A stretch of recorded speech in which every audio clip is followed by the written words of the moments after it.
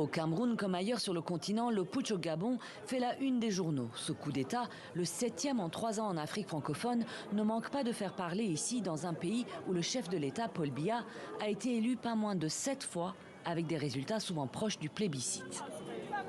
La mauvaise gouvernance, nous en souffrons. Donc ça ne nous surprendrait pas. Ce n'est pas notre souhait. C'est pas notre souhait. Mais franchement, ça ne nous surprendrait pas. Le président camerounais Paul Biya est au pouvoir depuis des décennies, 40 ans pour être exact. À 90 ans, il est le doyen des dirigeants du monde, réélu en 2018 pour 7 ans avec 71% des voix.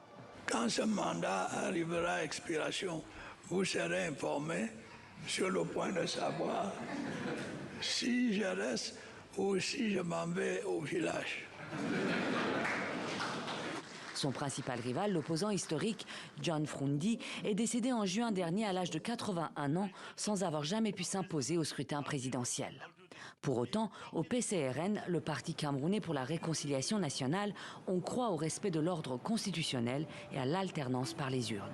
Que celui qui a gagné soit proclamé vainqueur. Ça n'a pas besoin de l'intervention de l'armée. Pour ça, nous avons besoin de processus électoraux fiables et transparents. Et c'est ça la véritable difficulté que nous avons malheureusement dans certains de nos pays africains et qui permettent donc à l'armée d'intervenir alors qu'elle n'est pas légitime, elle n'a pas le droit de le faire.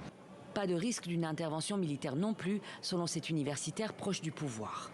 Vous avez affaire à 2 types de pays différents. Vous avez affaire à un autoritarisme de type familial, comme au Gabon. Vous avez au Cameroun un pays qui se démocratise depuis 1990 et qui consolide au fil du temps les institutions démocratiques.